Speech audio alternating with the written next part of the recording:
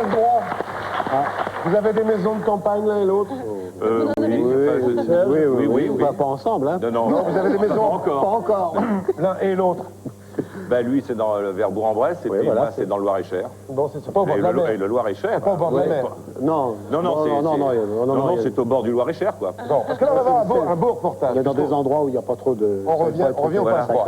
Pas trop se faire remarquer. Vous avez du mal, Jean-Pierre, ce soir. Qu'est-ce qu'il y a, Jean-Pierre? Je suis désolé, on vous a coupé. Je vous en prie, regardez le sujet suivant. C'est un...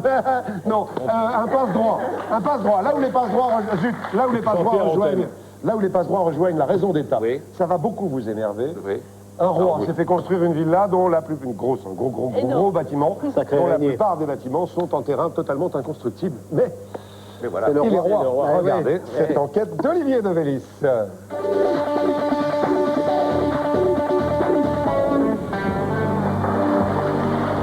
Nous sommes sur la côte d'Azur à Golfe-Juan. La mer, le soleil, apparemment on vit ici sans histoire. Pourtant sous les palmiers, certains ont d'étranges privilèges. Regardez bien cette insignifiante entrée. Côté rue, on ne voit rien. Seulement derrière se cache ceci. Un palais des mille et une nuits. Rien qu'à l'évoquer, il est loin de faire l'unanimité. Ils ont le droit de construire jusque je sais pas où, mais ça, si on les avait pas arrêtés, ils allaient jusqu'à... Mais c'est le roi, il construit comme il veut.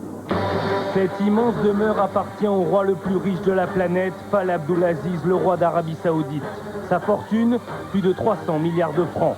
Il y a plus de 10 ans, à cet endroit, le roi achète une villa, la demeure est rasée. À la place, en 5 fois plus grand, on bâtit ce gigantesque palais, et ça, c'était illégal. Cette construction, avec ces dimensions-là, n'est pas conforme à la loi qui protège le littoral, et il y a bien d'autres irrégularités. C'est tout en zone NEDA.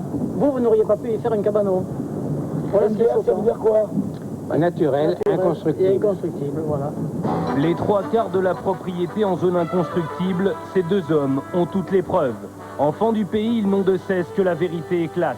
Ils détiennent le plan d'occupation des sols de la commune. Les choses sont limpides.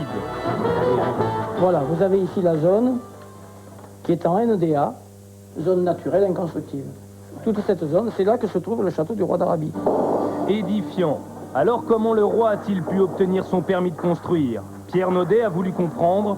En 1993, il s'adresse au Saint des Saints, au président de la République, François Mitterrand.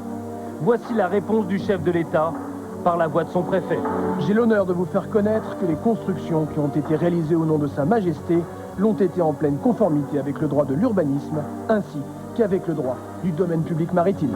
À n'y rien comprendre, c'est ubuesque que la France a bien délivré un permis de construire en zone inconstructible. La vraie raison, la voici.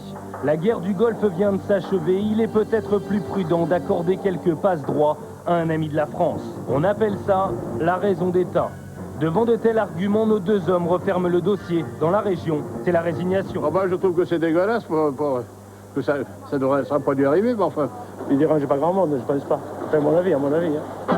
L'affaire aurait pu s'arrêter là, mais un homme a fait sauter la marmite. Léon Pimienta. Pour la première fois à la télévision, cet agent immobilier raconte son histoire qu'on a voulu étouffer. En 1989, nous avons acquis une très belle villa sur le bord de mer, avec une vue imprenable sur la mer. On l'a acheté 3,5 millions et on a réalisé 4 millions de travaux.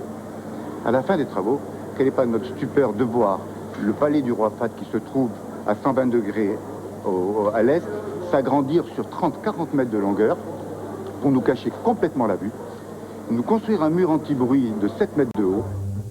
Le mur qui bouche la vue, c'est celui-ci. Alors notre homme n'hésite pas, pour défendre son bien, à s'attaquer au roi Fahd. En 1999, il traîne l'affaire devant le Conseil d'État, et la surprise. Le dernier permis de construire du roi est annulé. Aujourd'hui, Léon Pimienta demande des dédommagements et rêve d'aller plus loin.